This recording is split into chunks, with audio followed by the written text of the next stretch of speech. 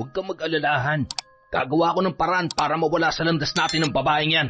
Tama, bibilugin natin ang hustong ulo ng kuya mo para maniwala siyang may lalaki ang asawa niya. Siguraduhin mo lang, Thea, na anak ko yung dinadala mo, ha? Dahil kung hindi, papatayin kong batang yan. Nababaliw ka na, Alex. Napasukan na ng demonyong utak mo dahil mas pinaniniwalaan mong kapatid mo kaysa sa akin. Pagbabayaran yung ginawa niyo sa amin ng anak ko, mga wala kayong awa. Makakaganti din tayo, Apo. Pagsisisihan nilang ginawa nila sa'yo at sa anak mo, ipapatikim ka sa kanila ang sakit na iyong naranasan. Taon 2018, Bohol. Bata pa lamang si Thea nang maulila siya sa mga magulang. Ngunit mapalad naman siya dahil mayroon siyang mapagmahal na lola. Hindi man siya nakapagtapos ng kolehiyo, nakapag-asawa naman siya ng isang pulis na mas matanda sa kanya ng 5 taon. Mapalad ang tingin ng lahat kay Thea, ngunit hindi nila alam ang masalimuot niyang kinahinatnan sa bago niyang buhay. Mahal, alis na ako, ha? Mag-ingat ka sa trabaho, mahal, ha? Oo naman, mahal. Basta pagkatapos mong alagaan ang baby natin, magpahinga ka rin, okay? Oo, mahal. Ang hindi alam ng babae, masamang nakatingin sa kanila ang kanyang bayaw na si Ryan na walang trabaho at ang sulsulera nitong asawa na si Sylvia. Wala kasi itong anak, kaya wala yung magawa sa buhay kundi ang sila ay bantayan. Ano, Han? Nakahiram ka ba ng pera sa kuya mo?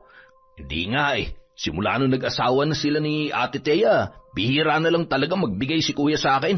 Kahit hiramin ko, ayaw pa rin. Ano ba kasing pinakain ng Thea na yan sa kuya mo at bigla na lang naging madamot? Ewan ko ba, lahat na lang nasa kanya na. Pati pantustos dito sa bahay, sa kanya na rin pinagkakatiwala. Kaya, Han, humanap ka ng paraan upang mapalis na yan dito sa lalong madaling panahon. Huwag kang mag-alala, Han. Gagawa talaga ako ng paraan para mawala sa landas natin ang babaeng yan. Pangako yan, Han, ha? Kapag hindi mo nagawa yan, ako na lang ang aalis dito. Han naman, wag. Promise ko sa'yo, gagawin kong lahat na makakaya ko. Aasahan ko yan. Pero, Han, kailangan ko talaga ng pera ngayon. Wala na akong pambili ng mga pampaganda ko. Sandali lang, Han. Susubukan kong humingi kay Thea. Kapag hindi yan nagbigay, malilintikan talaga siya sa akin. Dapat lang, Han. Hindi tayo papayag na siya lang ang makikinabang sa perang pinaghihirapan ng kuya mo. Nang makasiguro na si Ryan na wala na ang kanyang kuya, ay sa kanya naman nilapitan si Thea. Oh, Ryan, mukhang may kailangan ka. Thea, pahiram naman ng pero. May mahalaga lang kaming paggagamitan ni Sylvia. Nako, Ryan, pasensya ka na. Kailangan ko munang ipaalam sa kuya mo yan. Bakit naman? Ikaw na may hawak ng lahat ng pera ni kuya. Kahit na, kailangan ko pa rin sabihin sa kanya. Sandali lang, tatawagan ko siya. Huwag na, pareho lang naman kayo madamot eh. Hindi alam ni Ryan na nasa sala lang ang kanyang ama na si Robert. Ryan, ano na naman yan? Ay, wala pa. Ayusin mo yung pananalita mo. Kahit kaedad mo lang yan si Thea ay respetuhin mo siya. Asawa niya ng kuya mo. Ay, opo pa. Pasensya ka na sa akin, Thea. Agad namang umalis si Ryan nang lumapit na ang kanyang ama. Thea, iha, pasensya ka na sa bunso ko, ha? Mabait naman yan. Nagkataon lang siguro na mainit ang ulo niya. Ayos lang ho yun, pa. Naiintindihan ko po. Kapag natulog na ang anak ni Thea, tumutulong siya sa mga gawaing bahay. Sa tuwing maglilinis siya, ay saka naman magkakalat si Ryan. At nagpapatugtog pa yon ng malakas para siya ay asarin. Ryan, pwede bang hinaan mo yung sounds? Natutulog si 30 eh. Sa halip na hinaan, lalo pang nilakasan ni Ryan ang music na tila hindi naririnig si Thea. Kaya si Thea na mismo ang nagpahina noon. Ano ba? Bakit ka ba nakikialam? Ryan, nananadya ka ba? Kung may galit ka sa akin, huwag mo namang idamay yung bata. Nakikita mo namang natutulog pa yun tapos nag-iingay ka. Kung makapagsalita ka, parang bahay mo to Baka nakakalimutan mong sampid ka lang dito. Asawa ko ng kuya mo, at ang kuya mong bumubuhay sa ating lahat dito. At anong karapatan mo manumbat, ha? Alam mo, simula nung dumating ka dito, nahawa na si kuya sa kadamutan mo. Ryan, sinusunod ko lang ang bilin ng kuya mo. Bilin o sinusulsulan mo siya? Nagsasabi ako ng totoo. Nag-iipon kasi kami ng kuya mo. Sana maintindihan mo yon. Ang sabihin mo, madamot ka lang. At kung naiingayan ka sa akin, di lumayas ka dito. Napatigil si Thea sa kanyang narinig. Sa buong buhay niya ay ngayon lang nangyari na pinagtabuyan siya ng isang tao. Nalilito siya kung magsusumbong ba siya kay Lex o hahayaan na lamang niya ang kanyang bayaw. Lex, mahal? Oh, bakit mahal? May problema ba? Maaari bang bumukod na lang tayo? Bakit naman? May problema ba dito? Wala. Wala naman, mahal. Mahal, hindi tayo basta-basta makakabukod. Alam mo namang ako lang ang inaasahan sa bahay na to. Siyempre, hindi rin naman natin sila pababayaan, lalo na ang papa mo. Nasasayangan din kasi ako sa bahay na to, mahal. Malaki naman to at pasasaan ba mapupunta rin naman to sa amin ni Ryan. Kapag bubukod tayo, magdodoble ang gastos ko, lalo na sa tubig tsaka sa kuryente. Nauunawaan ko naman yun, mahal. Basta mahal, kung may problema ka dito, magsabi ka lang kaagad sa akin, ha? Tumango na lamang si Thea. Ayaw niya kasing bigyan pa ng isipin ang kanyang asawa. Akala niya ay hanggang doon lamang ang kanyang problema kay Ryan. Isang araw, nang umalis siya, patagong hinalungkat ni Ryan ang kanilang kwarto ni Lex. Sa kanyang pag-uwi, nakita na lang niyang magulo ang kwarto at nawala ang kanilang ipong pera na nagkakahalaga ng higit 100,000 piso. Naabutan naman siya ng kanyang asawa na umiiyak. Mahal, ano ba nangyari sa'yo? Bakit ang gulo-gulo ng kwarto natin? Mahal, yung inipon nating pera, nawawala. Ano? Teka, saan mo ba nilagay yun? Sa lagayan lang natin. Umalis kami ni 30 kanina upang mamili ng mga gamit at gatas niya. Pag uwi ko rito, magulo na tong kwarto. Teka, kakausapin ko si Papa Ryan. At kinausap nga ni Lex ang kanyang ama, ngunit wala naman daw itong napansin na may pumasok sa kanilang kwarto. Kaya hinahanap naman niya si Ryan upang tanungin. Aba, kuya, wala akong alam dyan, ha? Baka naman inubos ni Thea. Umalis kasi ang kanina. Anong ibig mong sabihin, Ryan? Nako, kuya, bantayan mo yung asawa mo. Lagi ko yan nakikita na may ibang kinakatagpo sa labas. Ryan, pinagbibintangan mo bang asawa ko? Kuya, magkapatid tayo. Kaya concerned lang ako sa'yo. Ang gusto ko lang naman, yung maging open-minded ka. Biruin mo, ilang oras na nawala yan dito kanina, tapos bigla na lang mawawala yung pera ninyo. Bakit? Gaano katagal ba siya nawala? Siguro, kuya, mga buong araw. Natahimik naman si Lex sa kanyang narinig. Tila napaisip siya kung bakit ganoon katagal na wala ang kanyang asawa. Maya-maya pa, bumalik na siya sa kanilang kwarto ni Thea. Han, mukhang naniwala si Kuya Alex sa sinabi mo, ha? Sana nga, para siya na mismo magpalis sa asawa niya dito. Kailangan mo pang galingan, Han, para mawala na yung bruhang yan dito. Kumukulo talaga ang dugo ko sa kanya, eh. Hindi ba titigil yan kapag nakita mo na to? Wow, ang daming pera! Shh, huwag ka maingay. Baka marinig tayo ni Kuya. Nararapat lang yan sa mga madamot. Yes, mabibili ko na lahat ng gusto ko. Pero huwag ka magpapahalata, ha? Oo naman, hindi nila malalaman. Salamat, Han, ha? Dahil ginagawa mo talagang lahat para sa akin. Kaya naman mahal na mahal kita, eh. Samantala, pagbalik ni Lex sa loob ng kanilang kwarto, nagtaka na lamang si Thea kung bakit hindi na siya kinikibo ng kanyang asawa. Mahal, anong sabi nila? Ewan ko, mahal. Wala naman daw sila nakitang pumasok dito. Si Ryan ba, natanong mo na? Thea, hindi tayo pwedeng mambintang. Saka hindi magagawa ni Ryan sa akin yan. Kilala kong kapatid ko. Mahal, yung tono mo, parang akong sinisisi mo. Hindi ka ba naniniwala sa akin? May dahilan ba para hindi ako maniwala? Wala, kasi nagsasabi ako ng totoo. Tama na, Thea. Sumasakit lang ang ulo ko. Nakatulog ang mag-asawa na hindi nagpapansinan. Kinabukasan, matapos maligo ni Lex ay hindi na ito kumain at dumiretso na sa kanyang sasakyan para umalis. Alis ka na? Hindi ka man lang kumain. Hindi ka man lang nagpapaalam sa amin ng anak mo. Ay, alam mo namang araw-araw ako nagtatrabaho, kaya alam mo na kung saan ako pupunta. Mahal, kung galit ka sa akin dahil sa nawawalang pera, maghahanap na lang ako ng trabaho para mabayaran ko yun. Kung magtatrabaho ka, paano anak natin? Sino mag-aalaga sa kanya?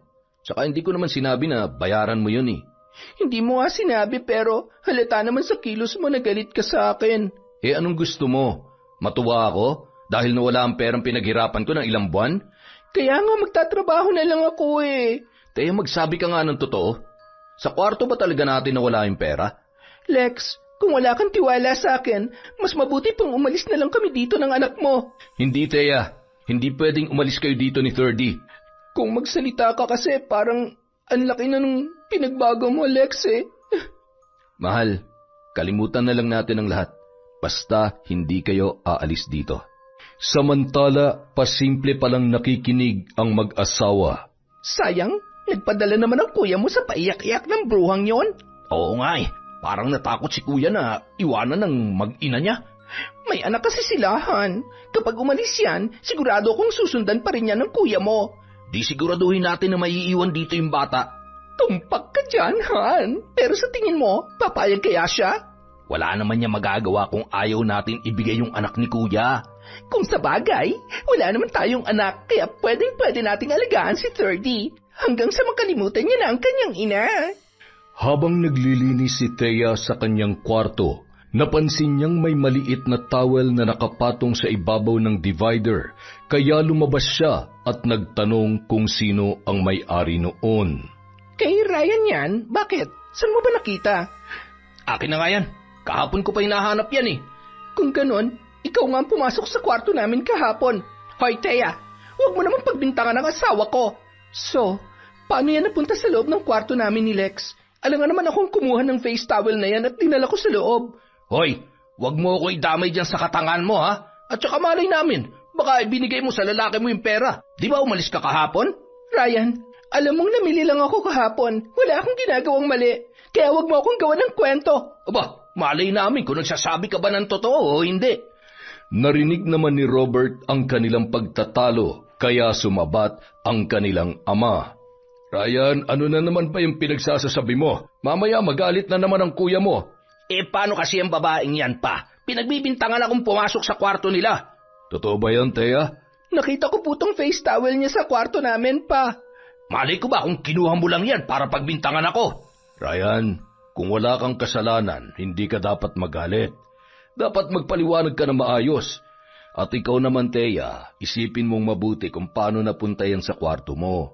Naiwan niya nga ang face towel na to sa kwarto pa. Sino ba magdadala niyan sa loob? Pumasok si Thea sa kanyang kwarto. Ilang sandali pa, sinundan siya ng kanyang bayaw. Anong ginagawa mo dito? Lumabas ka! Biglang sinakal ni Ryan si Thea, pagkatapos ay itinulak yun sa kama. Ikaw ha? Akala mo kung sino ka na dito? Pati si Papa sinusulsulan mo. Ryan, pakiusap. Lumabas ka dito. Kung hindi, sisigaw ako. Sige, subukan mong sumigaw at papatayin ko kayong dalawa ng anak mo. Walang hiya ka. Ano bang kailangan mo sa akin? Lumayas ka dito sa pamamahay namin dahil nahawa na si Kuya sa kadamutan mo. Kaya mo ba ninakaw yung ipon namin? Hindi lang yan ang gagawin ko. Oras na pagdamutan mo pa kami ni Sylvia. Walang hiya ka. Napakasalbahe mo. Isusumbong kita sa kuya mo. Sige, subukan mo kung maniniwala siya sa'yo. Kinagabihan, agad na nagsumbong si Thea sa kanyang asawa. Nagalit yun, kaya agad na sinugod ang kanyang kapatid. Walang hiya ka, Ryan. Ikaw pa nang kumuha ng pera namin at ikaw pa may ganang sumugod kay Thea sa mismong kwarto namin. Isang suntok ang dumapo sa mukha ni Ryan, dahilan upang mawalan yun ng balanse. Kuya, wala akong ginagawa. Ako nga yung dapat magalit eh, kasi sinugod niyo kami ni Sylvia kanina dito. Pinagbibintangan niya akong kumuha ng pera ninyo. Totoo yan, kuya. Kahit itanong mo pa kay Papa Robert. Dahil sa lakas ng kanilang boses, narinig agad yon ng kanilang ama. Ano bang pinag-aawayan ninyo magkapatid? Hindi naman kayo ganyan dati ah. Pa, pinagbibintangan na naman ako ni Thea. Sinugod ko raw siya sa kwarto niya kanina. Di ba pa, siya yung sumugod dito sa amin ni Sylvia? Oo, nakita ko yun, Lex. pero di ko na nakita nung pumasok si Ryan sa kwarto ninyo ni Thea. Kuya, bakit ba pinag-iinitan ako ng asawa mo? Oo nga, kuya. Wala namang kaming ginagawa masama sa kanya. At saka, malaki po ang respeto namin sa inyo. Mabuti pa ipag-usapan nyo yan na maayos. Ayoko nag-aaway-away kayo sa mga walang kwentang sabi-sabi. Buti pa, umalis na lang kami dito ni Sylvia. Pa, kuya, nag-a-apply na rin naman ako ng trabaho. Walang aalis dito sa bahay natin. Kabilin-bilinan ng mama mo bago siya namatay na manatili tayong buo rito sa bahay. At saka kanino ba naman ito mapupunta kundi sa inyo lang naman dalawang magkapatid? Pa, para kasing ayaw sa akin ni Thea kaya mas mabuti pang aalis na lang kami. Lex, tawagin mo nga si Thea para mapag-usapan natin to na maayos at para magkabati-bati na rin kayo. Ayaw kong mayroong magkakaaway dito sa bahay. Maya-maya pa lumabas si Thea. Ngunit mahigpit niyang pinaninindigan ang kanyang mga sinabi. Kaya naman nalilito na naman si Lex kung sino ang kanyang paniniwalaan. Lex, bakit ba ayaw mo akong paniwalaan? Asawa mo ko. At bunsong kapatid ko naman si Ryan. Alam mo bang kami lang dalawa magkakampi simula pagkabata? Kaya hindi ako makapaniwala na kaya niyang gawin sa akin yon. Paano naman ako? Asawa mo ko. At hindi ko magagawang traidorin ka. Ay, matulog na tayo, Thea. At ayaw ko na tong pag-usapan ulit, ha? Hanggat hindi mo ako pinaniniwalaan, Lex, hindi ako mapapanatag. Anong gusto mong gawin ko? Patayin ko ang kapatid ko? O palayasin? Sinabi ko ba yon? Ang sakin lang, maniwala ka naman sakin. Wala nang narinig si Thea mula kay Lex. Nakatulog siya habang umiiyak. Paggising niya ng umaga, wala na ang kanyang asawa sa kanyang tabi. Uy, gising na palang Reyna. Thea, halika, kumain ka na. Nagluluto kami ng masarap na almusal.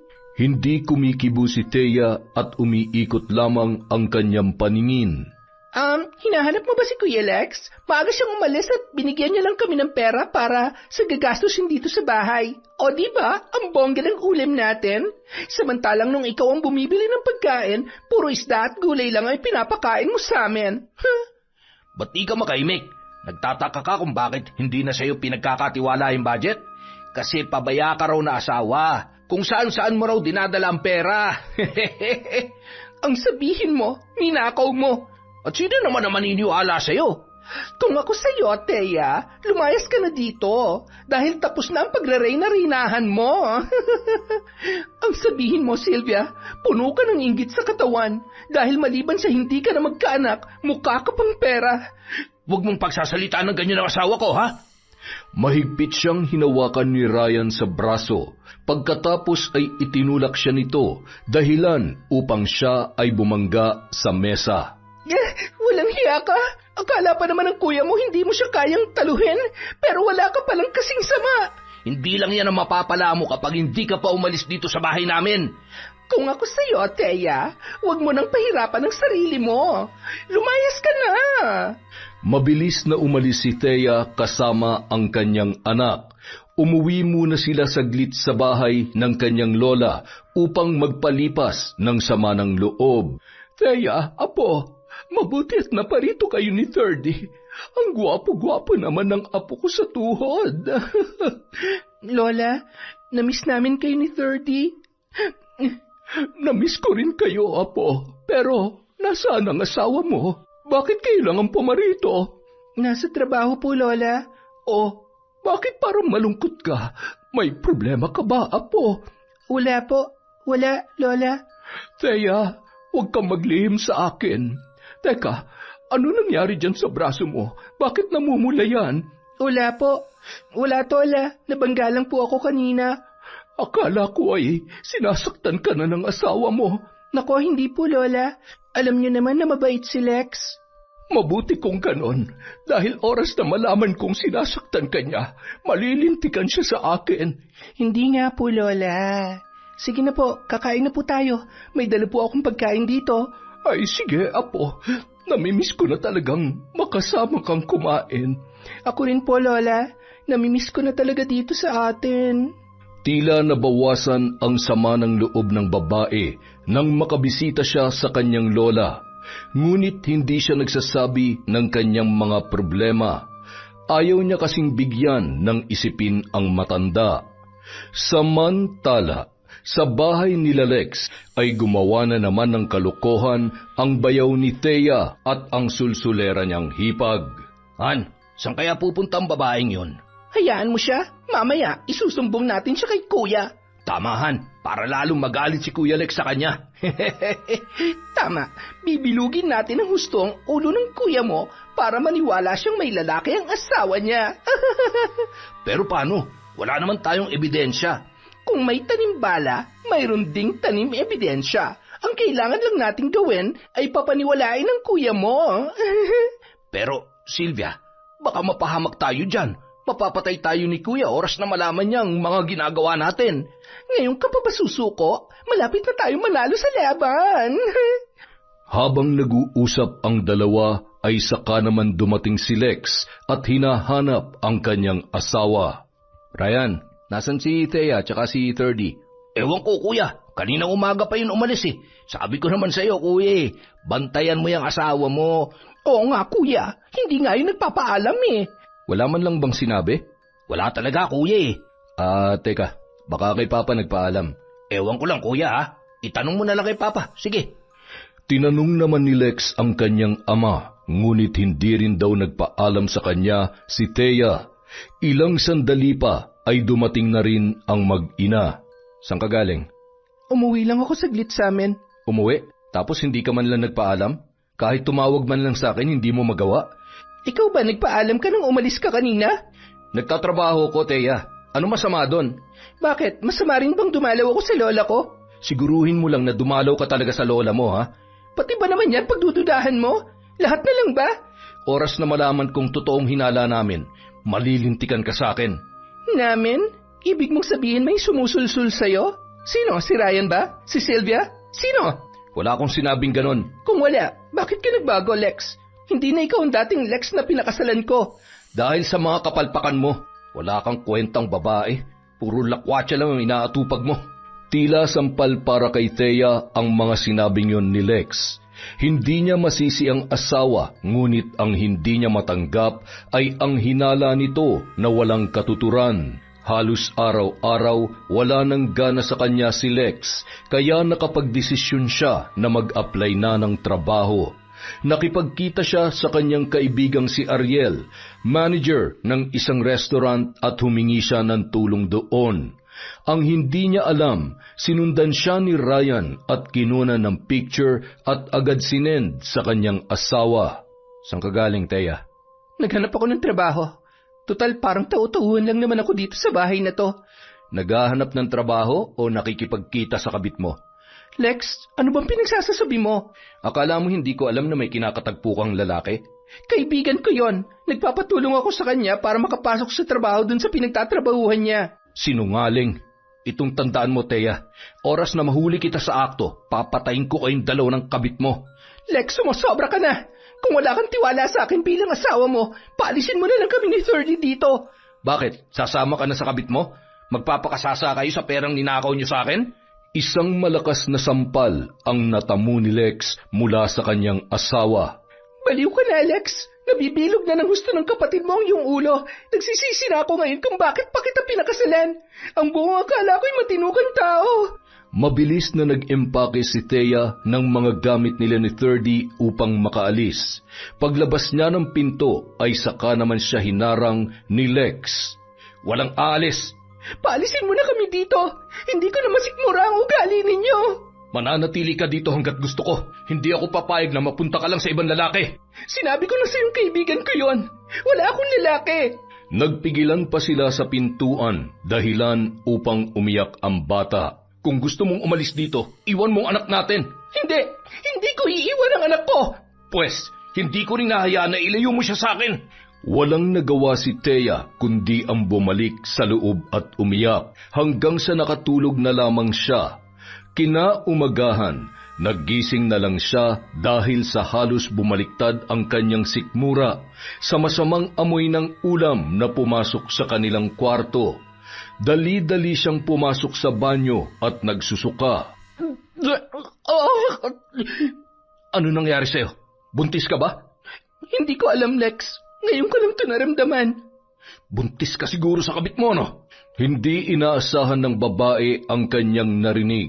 Ano bang pinagsasasabi mo? Ilang beses ko nang sinabi sa'yo na wala akong kabit at kung buntis man ako, siguradong anak mo to. Siguraduhin mo lang, Thea, na anak ko yung dinadala mo. Dahil kung hindi, papatayin kong batang yan. Nababaliw ka na talaga, Alex. Napasukan na ng demonyo ang utak mo dahil mas pinaniniwalaan mong kapatid mo kaysa sa akin. Mas kilala kong kapatid ko kaysa sa'yo, kaya alam kong hindi siya magsisinungaling sa akin. Kung alam ko lang na ganitong sasapitin ko sa inyong pamamahay, sana hindi na lang ako sumama sa'yo. Sinuntok-suntok ni Thea ang dibdib ng kanyang asawa habang umiiyak. Ngunit hindi siya pinakalma nito. Sa halip ay tinulak siya dahilan upang siya ay masubsob sa banyo. Samantala, hindi naman lingid kina Ryan at Sylvia ang nangyayari. Han, narinig mo yon? Buntis daw si Thea at hindi naniniwala si Kuya na siya ang ama. Buti nga sa kanya. Kung ako sa kanya, umalis na lang ako dito at iiwan ko si 30. At sino naman ang mag-aalaga dun sa bata? Siyempre tayo, para mas lalo pa natin makuha ang loob ng kuya mo. Uy, tama ka dyan, Han. At siyempre, dapat mapaamo din natin si 30 para hindi na siya lalapit sa mama niya. At tayo na ang kikilalanin niyang magulang. Nang mapatunayang buntis si Thea, naging mas masalimuot pa ang kanyang buhay. Lalo na siyang hindi tinatrato ng maayos ni Ryan at Sylvia, maging ng kanyang asawa. Isang araw, iniwan niya si 30 kay Lex upang magpa-check up. Aksidente namang nakita niya uli ang kanyang kaibigan na si Ariel. Nagtatanong ito kung bakit hindi na siya tumuloy sa pag-a-apply ng trabaho. Napaiyak na lamang si Thea habang nagkukwento ng kanyang pinagdaraanan. Napayakap na lang siya sa kanyang kaibigan habang hinahagod ang kanyang likod. Ang hindi niya alam ay sinusundan pala siya ni Lex at galit na galit itong sumugod sa kanila. Walang hiya ka talaga, Thea. Nahuli din kita sa akto. Tama nga ang sinabi ni Ryan at Sylvia sa akin na makikipagkita ka sa kabit mo. Lex, ano bang sinasabi mo? Ang galing mo magkunwari, Thea. Lex, mali ang iniisip mo. Kaibigan ko lang si Ariel. Oo nga po, sir. Nagkamali po kayo ng hinala. Kababata ko po si Thea at parang magkapatid na po ang turingan namin sa isa't isa. May magkaibigan bang naglalandian? Lex, hindi kami naglalandian. Umuwi ka sa bahay. Nakakahiya ka. Kinaladkad si Thea ng kanyang asawa papauwi, na tila ba wala ito sa tamang katinuan. Sumunod naman si Ariel upang awatin ang lalaki. Sir, huwag mo naman saktan si Thea. Sir, huwag ka makikialam dito, kundi papatayin ko kayong dalawa. Binunot ni Lex ang kanyang baril at itinutok sa lalaki, kaya naman napaatras ito. Pagdating sa bahay, patuloy pa rin na kinakaladkad ni Lex si Thea habang sina Ryan at Sylvia naman ay nanunood lamang. Walang hiya ka? Ang landi-landi mo? Yun bang lalaki na yun ang ama ng dinadala mo? Lex, sinabi ko na sa iyong kaibigan ko lang yon. Sinungaling ka. Ilang beses ka na nakita ng kapatid ko na nakikipagkita sa lalaking yon. Lex, hindi totoo yan. Sinisiraan lamang ako ng kapatid mo.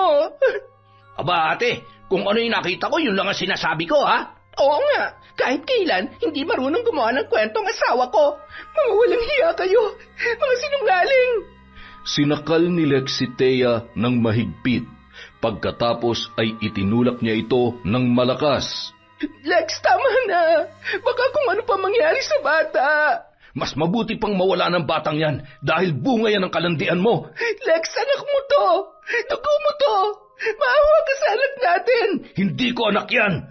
Pagkasambit noon ay tinadyakan niya ang kanyang asawa, dahilan upang mapaimpit ito sa sakit. Lex, tama na. Ryan, Sylvia, tulungan niyo ako. Tila walang narinig ang kanyang bayaw at hipag. Nanatili lamang itong nakatingin habang sinasaktan siya ng kanyang asawa. Gumagapang si Thea sa sakit habang humihingi ng tulong. Ryan, Sylvia, maawa kayo sa akin. Tulungan niyo ako. Hindi nagtagal, umagos ang maraming dugo sa kanyang binti. Lex, ang anak ko. Ang anak natin. Tulungan mo ako. Nataranta naman si Lex nang makita ang dugo na umaagos sa harapan ni Thea. Maya-maya pa ay dumating ang kanyang ama. Lex, ano nangyari kay Thea? Pa, hindi ko sinasadya. Buntis pa ng asawa mo. Bakit hindi mo siya iniingatan? Pa, anong gagawin natin? Dadalhin natin siya sa ospital. Dali-daling kumilos si Robert upang dalhin sa ospital si Thea. Sakto namang dumating ang kanyang lola dahil nagsumbong si Ariel sa nangyari. Pagdating doon, hindi na naagapan pa ang bata sa sinapupunan ng babae. Tuluyan na itong nalaglag dahilan sa matindi niyang paghihinagpis. Pagbabayaran yung ginawa niyo sa amin ng anak ko. Mawala kayong awa. Apo, tahan na. Magpagaling ka. Tapos ay uuwi na tayo sa bahay. Lola, ang anak ko. Walang kasalanan ng anak ko. Bakit nila dinadamay ang batang walang kamuwang-muwang sa tiyan ko? Makakaganti rin tayo, Apo. Pagsisisihan nila ang ginawa nila sa iyo at sa anak mo. Ipapatikim ko sa kanila ang sakit na iyong naranasan. Mga wala silang awa, Lola. Bakit hindi mo sinabi sa akin ang nangyayari sa iyo, Apo? Dahil ayaw kong bigyan ka ng problema, Lola. Hindi kita pinalaki upang apihin lang ng ibang tao. Ang buong akala ko ay masaya ka. Patawad po, Lola. Patawad. Pero nangyari na ang lahat. Ngayon, babawiin na kita mula sa poder ng iyong asawa. Hindi ko nahahayaan pang muli ka nilang saktan. Lola, si Thirdy. Kukunin natin si Thirdy. Kaya nga magpagaling ka. Paglabas mo dito ay kukunin natin ang anak mo. Makalipas ang 1 linggo, paglabas ni Thea sa ospital, agad silang pumunta sa bahay ni Lex. Naabutan niya doon sina Ryan at Sylvia kasama si Thirdy. Thirdy, anak, nandito na si Mama. Bakit bumalik ka pa dito? Ang kapal na mukha mo pumasok dito ah. At nagsama ka pa talaga ng matandang pulube? Magdahan-dahan ka sa pananalita mo, Iha. Baka mamaya ay lagyan ko ng maraming bulate ang bibig mo. Walang kasing bulok ang ugali mo. Aba, tinatakot mo ba ako? Hindi ako natatakot sa matandang malapit na sa hukay. Hindi kita tinatakot, Iha. Totoo lamang ang aking sinasabi. Hoy, matanda! Sino ka ba sa inaakala mo, ha? Mabuti pa, umalis na kayo dito. Bago ko pa kayo kaladkarin palabas. Tigilan mong lola ko. Nandito kami para kunin si Thirdy. Pagkatapos ay hindi na kami manggugulo sa inyo. At sino nagsabi sa iyo na ibibigay namin sa inyo si Thirdy? Anak ko si Thirdy, kaya karapatan kong kunin siya. Pasensya ka na, Thea. Kabilin-bilin na ni Kuya na hindi namin ibibigay ang bata sa iyo kahit anong mangyari. Kami na ngayon ang bagong magulang niya. Walang hiya kayo. Matapos niyong patayin ang bata sa sinapupunan ko, kukunin niyo pa sa akin ang anak ko. Hoy, wag mo kaming paratangan, ha? Wala kaming ginawa sa'yo. Kasalanan mo nakunan ka dahil hindi ka nag-ingat. Sinungaling ka? Kayo ang dahilan kung bakit nangyayari to. Kaya ibigay niyo na sa akin ang anak ko. Kinuha ni Thea ang bata habang buhat-buhat niya si Sylvia. Maging si Cora ay tumulong din. Hinarang naman sila ni Ryan at sabay na itinulak, dahilan upang matumba ang matanda. Magbabayad kayo sa ginawa niyo sa amin.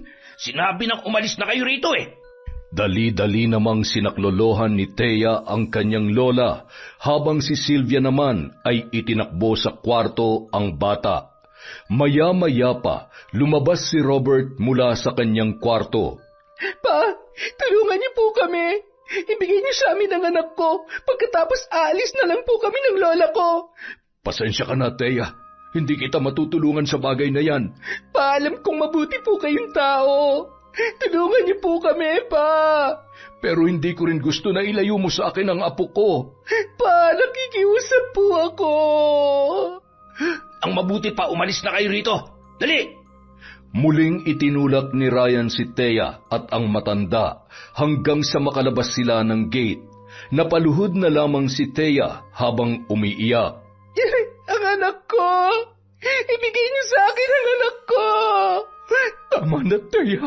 Ako ang gagawa ng paraan para makuha natin ang apo ko. Lola, hindi ako alis dito hanggat hindi ko nakukuha ang anak ko. Makinig ka sa akin. Hindi madadala ng iyong luha ang mga demonyong yan. Kaya umuwi na tayo. Hinila ni Lola Cora ang kanyang apo. Hanggang sa makauwi sila sa kanilang bahay, wala pa ring tigil sa pag-iyak si Thea. Thea, isulat mo dito sa papel ang buong pangalan noong Ryan at Sylvia. Lola, bakit? Ano pong gagawin niyo? Para may blatter natin sila sa mga pulis kung sakasakali. Maging yung kay Lex, isulat mo rin. Pero Lola, alam niyo namang pulis si Lex. Baka baliktarin lang nila tayo. Sige lang, basta isulat mo lamang, apo. Sinulat naman ng babae ang mga pangalan noon. Pagkatapos ay ibinigay niya sa kanyang lola. Matulog ka na, apo. Makukuha din natin ang anak mo. Paano niyo naman po nasabi yan, Lola? Magtiwala ka lamang sa akin. Ako ang bahala. Nang makita ni Cora na nagpahinga na si Thea, kumuha siya ng bulate sa putikan. Pagkatapos ay tahimik siyang pumasok sa sarili niyang kwarto at nagsindi ng itim na kandila. Inilabas niya ang mga buhok ni na Sylvia at Ryan na palihim niyang nakuha habang nakikipag-agawan sila sa bata. Itinali niya ang mga buhok sa bulate kasama ang mga pangalan nito. Pagkatapos ay umusal ng hindi maunawaang salita. Maya-maya pa, biglang dumami ang mga bulate. Samantala, sa bahay naman nila Lex, nagtaka na lang sina Sylvia at Ryan dahil may mga bulate sa kanilang higaan. Yuck! Han, bakit may mga bulate sa bed natin? Paano nangyari to? Sino nagdala ng bulate dito? Oh my gosh, Han! Ang daming bulate sa buhok ko! Ay! Ha? Ako rin, Han. Ang daming bulate sa unan ko. No! Ano to, Kadiri? Tulong! Tulong! Narinig naman ni Robert ang pagsigaw ni Sylvia, kaya dali-dali niyang pinuntahan ang mag-asawa. Nagulat na lang siya at hindi makapaniwala sa kanyang nakita. Parang baliw na tumatakbo si Sylvia sa loob ng bahay. Maging si Ryan ay nataranta rin bago pa man nila naisipang pumasok sa loob ng banyo. Nag-aagawan ang dalawa sa shower hanggang sa nadala sa agos ang napakaraming bulate. Pagkatapos nilang maligo ay saka lamang sila nakahinga ng maluwag. Ano ba nangyayari sa inyo? Pa, hindi ko alam. Basta bigla na lang may mga bulate sa higaan namin. Sino ba kasi naglagay nun? Ewan ko sa inyong dalawa. Si Thirdy. Nasaan si Thirdy? Nandun sa kwarto nila pa. Natutulog na. Hinayaan yung bata mag-isa doon? Mga pabaya talaga kayo. Samantala, sa bahay nila Lola Cora, hindi pa siya natapos sa kanyang ritual. Tumawag pa siya ng napakaraming bulate at inutusan na atakihin ang katawan ni na Sylvia at Ryan. Maya-maya pa, bigla na lang namilipit sa sakit ng tiyan ang dalawa. Ryan, ang sakit ng tiyan ko! Ako rin. Ano ba nangyayari sa inyo? Ano bang kinakain yung dalawa? Pa, wala naman kaming ibang kinain. Ang sakit! Hindi ko na kaya! Teka, tatawagan ko lang ang kuya ninyo. Hindi ko kayo maaalagaan. Alam nyo naman na matanda na ako. Paano na lamang si Terdy? Sino na lang ang mag-aalaga sa kanya? Tinawagan ni Robert ang kanyang anak. Dali-dali naman yung umuwi kahit nasa gitna ng trabaho. Ryan, Sylvia, ano ba nangyari sa inyo? Hindi ko alam, kuya. Basta sabay na lamang sumakit ang tiyan namin ni Sylvia. Aray ko. Kuya, dalhin mo kami sa ospital. Parang awa mo na. Agad na isinugod ni Lex sa ospital ang kanyang kapatid at hipag. Ngunit pagdating doon, hindi pa rin yun kumakalma. Namumroblema na si Lex kung sino ang magbabantay kay Thirdy. Lex, pabalikin mo na si Thea dito para maalagaan niya ng maayos si Thirdy. Pa, alam mo namang galit na galit sa akin si Thea. Baka mamaya, itakas niya lang ang bata. Kawawa naman ang anak mo. Alam mo namang hindi ko rin kaya mag-alaga ng bata. Kukuha na lang ako ng yaya ni Thirdy pa. Hindi ko siya ibibigay kay Thea. Baka mamaya, saktan lang ng lalaki niya ang anak ko. Sigurado ka ba, Lex, na mayroon ngang lalaki ang asawa mo? Oo pa, nakita ko na may kinatagpo siyang lalaki at ilang beses na rin silang nakita ni Ryan. Kaya hindi ko siya mapapatawad pa. Paano yan? Magsasahod ka pa ng yaya, tapos nasa ospital pa si Ryan at Sylvia. Basta pa, maghahanap ako ng yaya ni Thirdy. Hindi ko na siya ipapakita kay Thea. 1 linggo na ang lumipas, nasa ospital pa rin sina Ryan at Sylvia. Ngunit wala pa ring findings kung ano ang kanilang sakit. Tumataas na ang kanilang bill sa ospital kaya napilitan na lang silang lumabas kahit pabugso-bugso pa rin ang sakit ng kanilang tiyan. Samantala, sa bahay naman ni na Lola Cora. Lola, gusto ko na pong makita ang anak ko. Samahan niyo naman po ako. Sige, sasamahan kita, apo ko. Subukan nating kunin ang anak mo at baka maisipan na nilang ibigay. Maaga pa lamang, pumunta na sila sa bahay ni Lex. Pagdating doon, matapang silang hinarangan ng lalaki.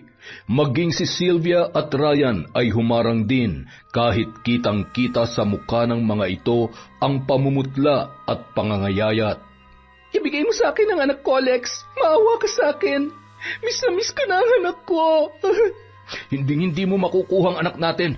Magtiis ka dahil malandi ka. Hindi ko na kailangan magpaliwanag sa'yo. Alam kong bilog na yung ulo mo ni Ryan at Sylvia. Kaya wala na akong pakialam sa'yo. Ang gusto ko na lang, makuha ang anak ko. Hindi ko siya ibibigay sa'yo. Kahit sang korte pa tayo magkita. Lex, maawa ka. Gusto kong makita ang anak ko. Umalis na kayo dito, bago pa kayo masaktan. Tama na, Thea. Kulang pa sa leksyon ang mga yan. Lola, gusto ko pa makita ang anak ko. Huwag mong ibaba ang sarili mo sa mga demonyong ito. Halika na, umuwi na tayo. Hindi umuwi si Thea. Sa halip ay dumulog siya sa tanggapan ng DSWD upang ipaglaban ang kanyang karapatan sa kanyang anak. Ngunit sa halip na tulungan ay binaliktad lamang siya ng mga yon dahil wala umano siyang sapat na kakayahan upang buhayin ang kanyang anak. Lola, hindi ko na makukuha ang anak ko. Huwag kang mawalan ng pag-asa, apo ko. Mababawi rin natin siya. Paano po, Lola? Paano? Biyernes ng gabi, muling nagsagawa ng ritual si Lola Cora. Isang pangmalakasang ritual dahilan upang mamilipit sa sakit ng tiyan sina Ryan at Sylvia at sa pagkakataong yun ay dinamay niya na si Rex. Isinugod sila sa emergency room ng hospital ngunit wala pa ring nakitang dahilan ng kanilang sakit hanggang sa may lumapit kay Robert na matandang lalaki. Kanina ko pa kayo gustong kausapin. Hindi ordinaryong sakit ang nararanasan ng iyong mga pasyente. Ano pong ibig niyong sabihin? Paulit-ulit lang nasasakit ang kanilang tiyan hanggat hindi naaalis ang barang sa kanilang katawan. Barang? Barang? May barang pa ba sa panahon ngayon? Oo, iho. Marami pang may taglay na itim na kapangyarihan, ngunit itinatago na lamang. Kalokohan! Hindi ako naniniwala sa mga barang-barang na yan. Hindi kita pinipilit na maniwala, iha. Basta sinasabi ko lang ang aking nakikita. Sige, mauna na ako sa inyo. Sandali. Anong gagawin namin? Matutulungan niyo ba kami? May kilala akong magaling na manggagamot sa dulo ng baryo. Si Tatang Eddie. Pumunta kayo doon dahil siya lang ang tanging makakatulong sa inyo. Sige po. Salamat. Maraming salamat. Nalilito si Robert sa kanyang gagawin. 3 pasyente ang kanyang binabantayan habang iniisip pa niya si Thirdy na naiwan sa bago nitong yaya. dalhin niyo na lang kami doon sa albularyo. Baka totoo yung sinasabi ng matanda. Baka nga totoong pinarang kami. Wala namang mawawala kung susubukan natin. Sige, kahit ayoko, subukan na rin natin. Baka mawala kahit konti ng sakit na nararamdaman ko. Hindi na sila nagsayang panahon. Lumabas sila ng ospital at tumungo agad sa albularyo. Pagdating doon, nakatuon agad ang pansin ng matandang lalaki sa kanila. Binigyan sila ng langis na may mga papel sa loob na naglalaman ng mga orasyon. Bawat isa sa kanila ay pinainom ng tig-3 kutsara. Umusal ng mga salita na hindi maunawaan ng kahit na sino. Pagkatapos ay sabay-sabay silang nagsusuka ng mabahong putik at mga bulate. Hinimatay si Sylvia dahil sa kanyang nakita, habang sina Ryan at Lex naman ay natulala na lamang. Ang baho, ang daming bulate. Tatang Eddie, ano nangyayari sa kanila? Hayaan mo silang mailabas ang mga bulate sa loob ng kanilang katawan. Paano nangyari yon? Bakit sila nagkakaganyan? Yan ang ginamit ng mambabarang upang pinsalain ang loob ng kanilang katawan. Mabuti at nadala mo sila agad dito. Kung ganun, totoo ngang hindi ordinaryo ang sakit nila. Ilang sandali pa, naging maayos ang kalagayan ng tatlo, habang si Sylvia ay walang tigil na umiiyak. Han, tama na. Wala na. Aray ko. Nakakadiri, Han. Hindi ko kaya. Paano yun napasok sa tiyan natin? Ay. Pasalamat ka, Iha, dahil nailabas mo na ang mga bulate. Kung hindi, maaari niyo yang ikamatay ng dahan-dahan. May mambabarang pa pala sa panahon ngayon? Marami pa, Iha. At kahit ilang henerasyon pa ang dumaan, hindi sila mauubos. Katulad din namin mga albularyo, hindi rin kami nawawala sa mundong ito. Maaari ba naming malaman kung sino ang gumawa nito sa amin? Sa nakikita ko, isang babae na may labis na galit sa inyo, ngunit hindi ko matumbok ang tunay niyang pagkatao. Baka si Thea. Siya lang naman ang may labis na galit sa atin. Baka yung lola niya, yung pangit na yon. Naalala ko, tinakot niya ako noon na lalagyan niya ng maraming bulate ang bibig ko. Tama, naalala ko rin yon. Siguro nga isa siya mambabarang at magkasabot sila ni Thea. At bakit naman nila gagawin sa atin yun? Si Thea may kabit tapos sila pa may gana mambarang? Nagkatinginan ang mag-asawang sina Ryan at Sylvia. Walang kaalam-alam si Lex na pakana lamang nila ang lahat. Bibigyan ko kayo ng panangga. Siguruhin niyo lang na hindi niyo huhubarin ito dahil kung hindi, makakapasok pa rin sa katawan ninyo ang barang. Pero hindi ako sigurado kung gaano kalakas ang mambabarang na gumawa nito sa inyo. Bumalik na lamang kayo dito kapag may naramdaman kayong hindi mabuti. Ibig niyong sabihin, hindi pa rin kami lubos na gumagaling? Depende kung titigilan niya na kayo. Pero kung ako sa inyo, humingi na lamang kayo ng tawad sa mga taong naagrabyado ninyo. Yan ang pinakamabisang paraan upang hindi na kayo mapahamak pa. Never! Never kong gagawin yan, lalo na sa Thea na yon. Anong ibig mong sabihin, Sylvia? Inagrabyado mo ba si Thea? Hindi hindi kuya. Ibig kong sabihin, hindi ako hihingi ng tawad dahil wala naman tayong kasalanan. Tama, kuya. Wala tayong kasalanan sa kanya. Isa lang ang may papayo ko sa inyo. Kung ano man ang problema ninyo, sana maayos nyo na, bago pa man humantong ang lahat sa kamatayan.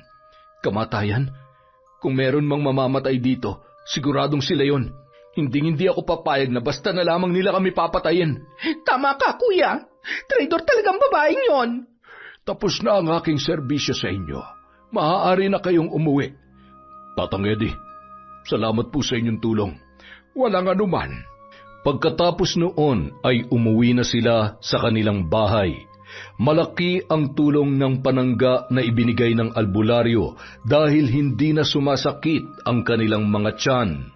Sylvia, tama kaya ang hinala natin na ang lola ni Thea ang nambarang sa atin? Kung siya man, malilintikan talaga siya sa akin. Bakit? Anong laban mo sa mambabarang? Sa mambabarang wala. Pero kay Thea, meron. Mapapatay kong babaeng yon. Tsak kung gumaganti na siya sa atin. Hindi ako natatakot sa kanya, kaya humanda siya sa akin. Tinawagan ni Sylvia si Thea upang papuntahin sa kanilang tinitirhan ng mag-isa. Pinangakuan siya nitong isosoli na si 30. Nadala naman si Thea dahil sa matinding pangungulila sa kanyang anak. Pagpasok pa lamang niya ng gate ay bigla na lang siyang sinampal ni Sylvia at kinaladkad papasok. Sylvia, anong ibig sabihin nito? Walang hiya ka? Ikaw nagpabarang sa amin ni Ryan at tinamay mo pa si Kuya Lex kahit alam mong siya lang ang bumubuhay sa amin. Sylvia, wala akong alam sa mga sinasabi mo. Nagmamaang-maangan ka pa? Kahit ang totoo ay may balak kang ipapatay kami sa lola mo, mambabarang. Sinabunutan ni Sylvia si Thea nang walang kalaban-laban. Sylvia, tama na. Pumunta ako dito dahil gusto ko makita ang anak ko. Akala mo ba makikita mo ang anak mo? Nagkakamali ka. Hindi ka namin ipapakilala sa anak mo. Lalo na ngayong alam na naming may lahi ka palang mambabarang. Hindi totoo yan. Wala akong ginawang masama sa inyo. Ilabas niyo ang anak ko. Kami na ni Ryan ang kikilalaning magulang ng anak mo. Nagpumilit na pumasok si Thea sa loob ng bahay, ngunit hinarang siya ni Ryan sa pintuan at itinulak palabas. Umalis ka na, Thea. Salamat sa pagbisita mo. Mga walang hiya kayo. Mga demonyo. Umuwing luhaan ang babae na bigo at walang kabuhay-buhay. Nagulat na lamang ang kanyang lola dahil sa kanyang naging itsura. Apo, anong nangyari sa'yo? Sinaktan po ako ni Sylvia, Lola. Bakit ka pumunta doon? Dahil sabi po niya, pwede ko na makuha ang anak ko. Pero niloko niya lang pala ako. Nais lamang niyang gumanti sa akin dahil binarang niyo raw siya, Lola. Walang hiya talaga ang babae na yon. Mapapatay ko siya. Totoo po ba ang sinabi niya, Lola? Kung binarang man sila, nararapat lamang yun sa kanila. Walang kasing itim ang kanilang mga budhi. Totoo ba na kayong gumawa nun, Lola? Hindi. Wala akong alam sa kanilang sinasabi. Nagsinungaling si Lola Cora kay Thea. Ayaw niyang ikahiya siya nito sa oras na malaman ng kanyang apo na meron silang lahi na mambabarang. Pagsapit ng gabi, muli na naman siyang nagsagawa ng panibagong ritual. Noon niya nalaman na may manggagamot na kumontra sa kanyang barang, kaya hindi na siya nagtataka kung bakit salbahe pa rin si Sylvia. Akala nyo makakatakas kayo sa akin ng ganong kadali? Pagbabayaran nyo ang ginawa nyo sa apo ko. Papatayin ko kayo. Ang hindi alam ni Lola Cora ay binabantayan siya ni Thea. Sumilip ito sa kanyang kwarto. Doon napatunayan ng babae na tunay ngang mambabarang ang kanyang lola. Binuksan niya ang pinto dahilan upang magulat ang matanda. Lola, kayo nga po talagang mambabarang. Thea, apo, huwag kang magalit sa akin. Ginagawa ko lamang ito upang ikaw ay may paghiganti. Hindi po ako nagagalit, Lola. Patawad, apo, kung nagsinungaling ako sa iyo. Ito lamang ang tanging kong paraan upang ikaw ay matulungan. Naiintindihan po kita, Lola. Maging ako man po, gustong-gusto ko na makaganti sa kanila. Salamat, apo, at nauunawaan mo ko. Tulungan niyo po ako, Lola. Kailangan ko makuha ang anak ko. Ginagawa ko na, Thea. Kaya lamang ay nakalapit sila sa isang albularyo at binigyan sila ng panangga. Ngayon, susubukan ko itong kontrahin at kapag natalo ko yon, ibabalik ko ang barang sa kanilang mga katawan. Nang sa ganon, makukuha mo na ang anak mo. Gawin niyo po, Lola. Gustong-gusto ko na makasama ang anak ko. Tahan na, apo ko. Mababawi rin natin ang anak mo. Itinuloy ni Lola Cora ang pagsasagawa ng ritual gamit ang libretang itim. Maya-maya pa natanggal niya ang bisa ng mga panangga ng kanilang kalaban. Nagawa ko, Thea. Mahina lamang ang kanilang kapangyarihan. Ngayon, humanda sila. Matitikman nila ang ating paghihiganti. Umusal ng sagradong orasyon si Lola Cora. Binalik niya ang barang sa katawan ng nang-aapi kay Thea. Gumamit siya ng maraming insekto, hindi lamang bulate kundi maging ng ipis at bakukang. Hindi ko sila patutulugin sa gabing ito. Kikitlin ko na ang kanilang kasamaan. Kayo na lamang pong inaasahan ko, Lola. Pahirapan mo sila ng husto hanggang sa gumapang sila sa sakit. Samantala, nabulabog naman ang bahay nila Lex dahil sa pag-atake ng naturang karamdaman. Ryan, ang sakit na naman ng tiyan ko. Parang merong mga nagtatakbuhan sa loob. Ako rin, tila may mga gumagalaw sa loob ng tiyan ko. Baka binarang na naman tayo ng lola ni Thea. Kasalanan mo to, Sylvia. Gumaling na sana tayo eh. Pero kung ano kasing ginagawa mo eh. Akala ko kasi hindi na tayo tatablan ng barang dahil sa panangga na suot natin. Ang sakit. Ano ba kasi ang mga ginagawa ninyo? Bakit na naman kayo nagkakaganyan? Dalhin mo ulit kami sa albularyo. Habang namimilipit sa sakit ang dalawa, ay halos gumapang naman si Lex papalabas sa kanyang kwarto. Diyos ko, Lex, pati ba naman ikaw? Hindi ko na alam kung anong gagawin ko sa inyo. Tulungan mo ko, Pa. Papa, dalhin niyo na kami sa albularyo. Parang mamamatay na ako sa sakit. Ako rin po, Pa. Gabing-gabi ngayon. Alam niyo naman malabo ang paningin ko kaya hindi ako bumibiyahe sa gabi. Pa, pilitin niyo po. Nang gabing yon, napilitang magmaneho si Robert. Dahan-dahan lang ang kanilang takbo hanggang makarating sila sa bahay ng albularyo. Tatang Eddie, tulungan niyo po kami. Tatang Eddie, ano may paglilingkod ko sa inyo? Bakit naparito kayo ng 10 oras ng gabi? Tatang Eddie, yung mga anak ko, pati yung manugang ko, inatake na naman ng kanilang mga sakit. Ay, hali kayo, pumasok kayo. Tatang Eddie, gamutin niyo po sila. Natatakot na ako sa pwedeng mangyari sa kanila. Nawala ng bisa ang kanilang mga panangga at kasalukuyan pa rin silang binabarang. Pakiusap, tulungan niyo po kami. Napakalakas ng barang na ipinataw sa inyo. Hindi na ito tulad ng dati. Kung totoong magaling ka, albularyo, tulungan mo kami. Pasensya na kayo. Hindi ko siya kayang kontrahin ngayon. Hindi ko kayang salubungin ang kanyang kapangyarihan dahil kung pipilitin ko, maaaring pati ako'y mapatay niya. Kung ganun, paano na po kami? Inumin niyo na lang muna itong langis nang maagapan man lamang ang pananakit ng inyong tiyan. Sinunod na lamang nila ang utos ng albularyo at pansamantalang humupa naman ang kanilang sakit. Tatang Eddie, bakit tila lumalaki ang tiyan ko? Ako rin po. Parang bumibigat itong tiyan ko. Ako rin. Paano na ako makakapagtrabaho nito? Batid ko na kasalukuyan niya pang sinasagawa ang ritual ng pambabarang. Hihintayin ko na muna siya matapos para hindi niya malaman na kinokontra ko siya. Ilang sandali pa, si Tatang Eddie naman ang gumawa ng ritual. Ginamit niya ang kanyang sagradong orasyon para gamutin ang kanyang mga pasyente. Ngunit nabigo ang albularyo. Hindi niya na maalis ang barang sa katawan ng mga ito. Pasensya na kayo, hindi ko kaya.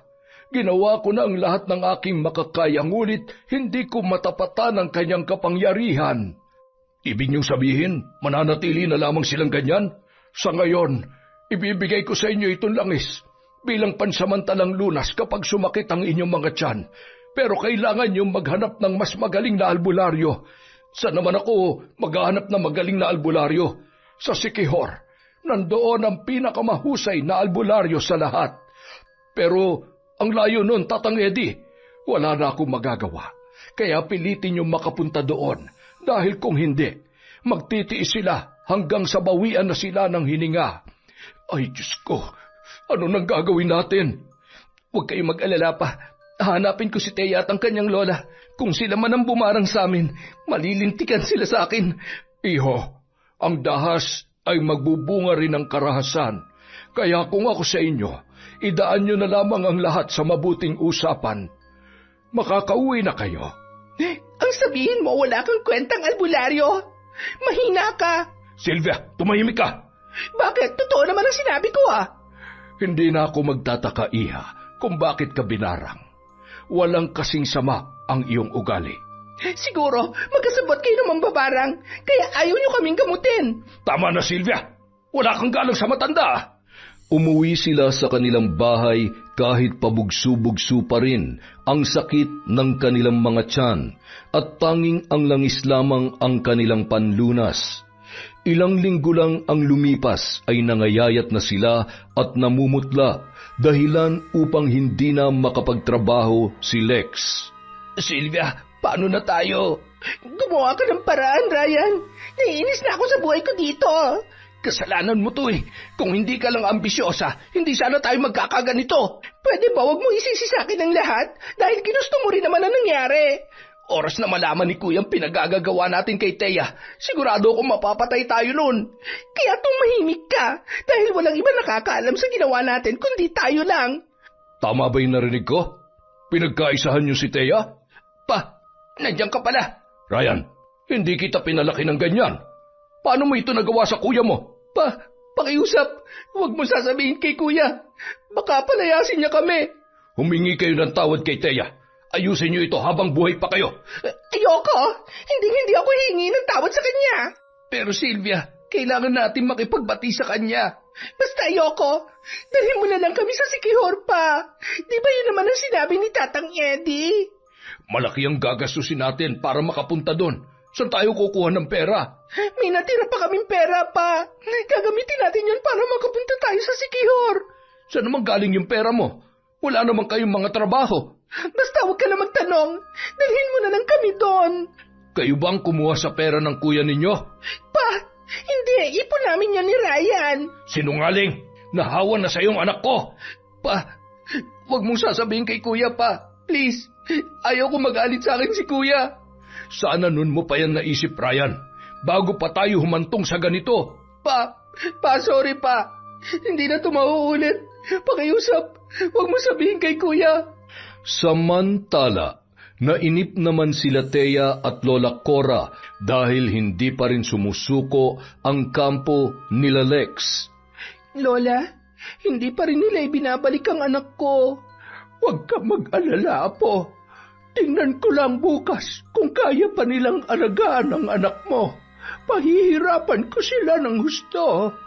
Araw ng Martes, muli na namang nagsindi ng kandilang itim si Lola Cora para gumawa ng ritual. Natuwa naman siya dahil nanatili pa rin ang mga insekto sa katawan ng kanyang mga binibiktima. Anong ginagawa niyo, Lola? Bubuhayin ko lamang ang mga natutulog na insekto sa kanilang katawan. Walang silbi ang langis na kanilang iinumin. Lola, naiinip na po ako. Miss na miss ko na ang anak ko. Malapit na, Thea. Kaunting tiis na lang. Umusal na naman ng sagradong dasal ang matanda. Nagsiliparan ang mga ipis at bakukang sa loob ng kwarto. Lola, ano nangyari? Bakit ang daming insekto? Sila ang tutulong sa atin upang maibalik ang anak mo. Nang matapos ang orasyon ng matanda, ay biglang naglaho ang mga naturang insekto. Humayo kayo! Pahirapan niyo pa sila ng husto! Samantala, halos mabaliw na sina Ryan at Sylvia dahil sa sakit ng kanilang tiyan, habang si Lex naman ay nagtitimpi lamang sa kanyang sarili. Umiinom sila ng langis, ngunit humuhupa lamang ito ng kaunti. Hindi talaga tayo tinitigilan ng mambabarang. Humanda sila sa akin. Papatayin ko sila. Anak, huwag kang gagawa ng ikakapahamak mo. Kung mamamatay din lang ako sa barang pa, mas mabuti pang unahan ko na sila. Anak, makinig ka sa akin. Kapag ginawa mo yan, makukulong ka. Paano na si 30? Pero sawa na ako sa sakit na to, Pa. Dala ang kanyang baril, umalis si Lex para pumunta sa bahay ni na Lola Cora. Pinilit niyang magmaneho kahit masakit ang kanyang tiyan. Ryan, sundan natin ang kuya mo. Mapapahamak lang ang kuya mo dahil sa kagagawan ninyo. Wag, Ryan. Dito ka lang. Hayaan mo ng kuya mo. Napakawalang kwenta mo talagang babae. Ikaw dapat ang umalis dito at hindi si Thea. Yon! Dati pa lang puro Thea na lang ang mabait at mabuti para sa inyo. Kaya ka naiinggit sa kanya. Ganun ba? Oo! Sylvia, tama na. Tara na pa. Sundan na natin si kuya. Han, huwag ka nang pumunta doon. Hayaan mo ng kuya mo na patayin si Thea. Napakasama mo talaga, Sylvia. Kahit masakit ang tiyan, naghanap si Ryan ng pampasaherong sasakyan upang masundan ang kanyang kuya, kasama ang kanyang ama, habang si Sylvia naman ay galit na galit. Samantalang si Lex ay nagwawala sa bahay ni Thea. Lumabas kayo dyan, mga mambabarang. Hinding-hindi ko kayo mapapatawad sa ginawa niyo sa amin. Natakot si Thea nang marinig ang boses ng kanyang asawa.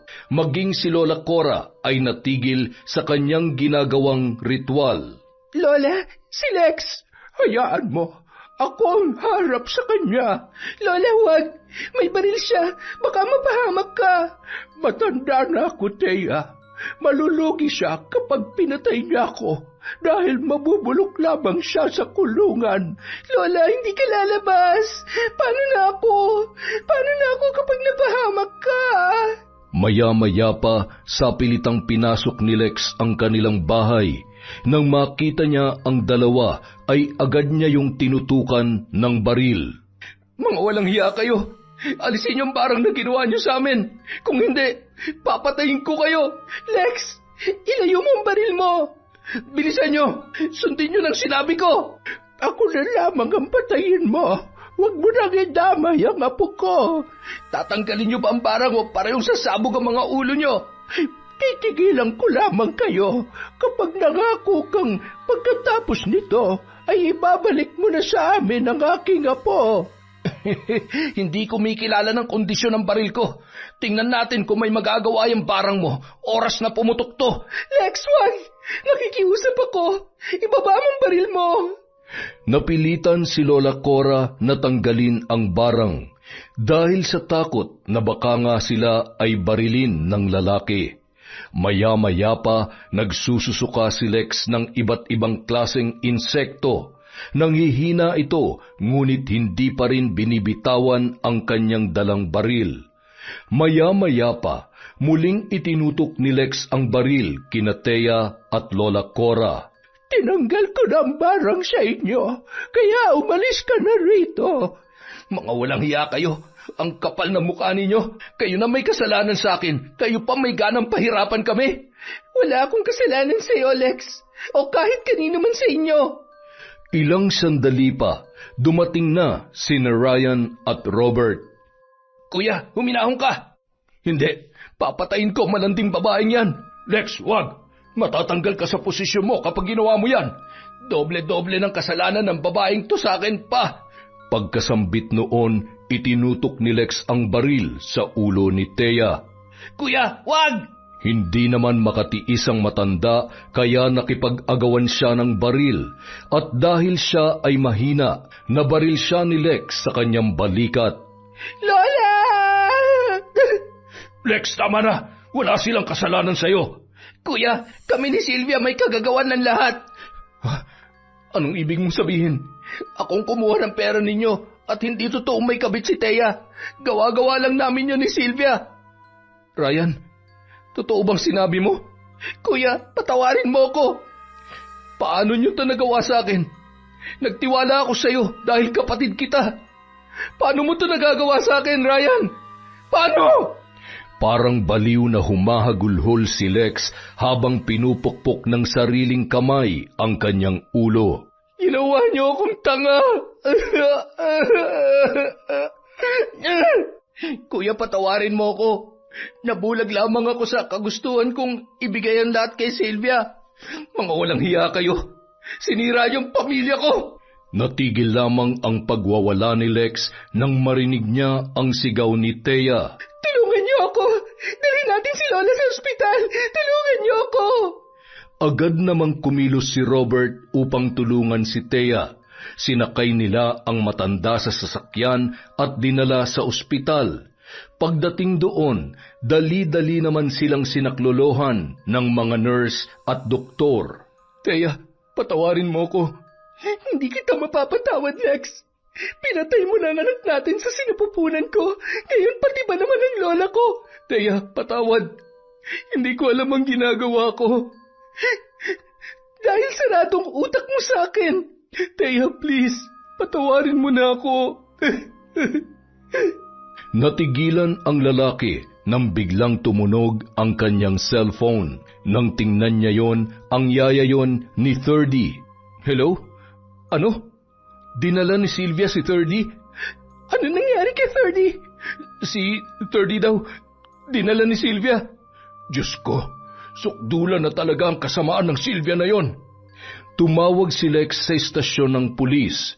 Humingi siya ng backup upang hanapin si Sylvia. Maya-maya pa, dumating na ang mga yon.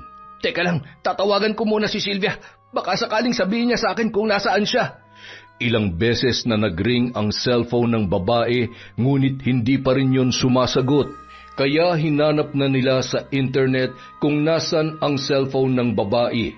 Sinundan nila ito hanggang sa makarating sila sa isang abandonadong gusali. Nandoon siya sa 3 palapag.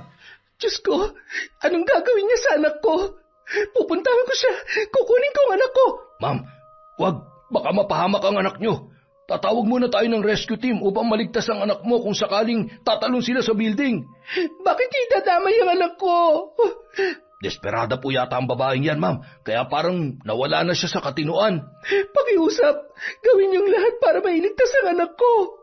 Thea, ipaubayan na natin ang lahat sa mga pulis. Hindi pa. Kailangan kong kumilos. Hindi ko kakayanin kapag may nangyari masama sa anak ko. Mabilis namang dumating ang rescue team. May nag-aabang sa ibaba at naghanda kung sakaling tatalon si Sylvia. May mga umakyat sa itaas upang siya ay kausapin. Umakyat na rin silang lahat para tumulong sa pakikipag-usap. Sylvia, halika na rito. Umuwi na tayo sa bahay. Hindi ako sasama sa inyo. Alam kong pagtutulungan niyo lang ako doon. Alam kong kakampihan niyo si Thea. Sylvia, wag mo idamay ang anak ko. Walang kasalanan ng bata sa'yo. Si 30 na lang ang kakampi ko, kaya isasama ko siya sa amin. Sylvia, anak ko yan. Ibalik mo siya sa akin. Anak ko to. Huwag mong babawiin sa akin ang anak ko. Dilat na dilat ang mga mata ni Sylvia habang nakatingin kay Thea. Ma'am, hindi nakabubuti ang pakikipag-usap mo sa kanya. Mukhang matindi ang galit niya sa'yo. Mas maigi siguro kung sino mas malapit sa kanya, siya na lang ang makipag-usap. Ako, asawa niya ako. Hayaan niyong akong kumausap sa kanya. Sige sir, mukhang makikinig siya sa inyo. Dahan-dahan na lumapit si Ryan sa kanyang asawa. Sylvia, hintayin mo ako dyan. Sasamahan kita dyan, ha? Sasama ka sa amin ng anak natin? Oo, sasamahan ko kayo para maging buo ang pamilya natin. Dali, bilisan mo. Alis na tayo ni na 30. Oo, parating na ako dyan. Oh, teka lang ha. Huwag kang gagalaw. Bilisan mo. Baka makita ka ng mga pulis. Maya-maya pa, katabi na ni Ryan si Sylvia. Nanginginig naman siya dahil isang masamang galaw lamang maaaring malaglag sila sa ibaba. Akin na yung anak natin. Ako na magdadala sa kanya. Ibinigay naman ni Sylvia ang bata. Pagkatapos ay humawak siya ng mahigpit sa braso ng kanyang asawa. Taranahan, alis na tayo dito. Dito tayo dadaan. May mga pulis kasi doon eh. Sylvia, mahuhulog tayo dyan. Shh! Huwag ka maingay. Baka marinig ka nila.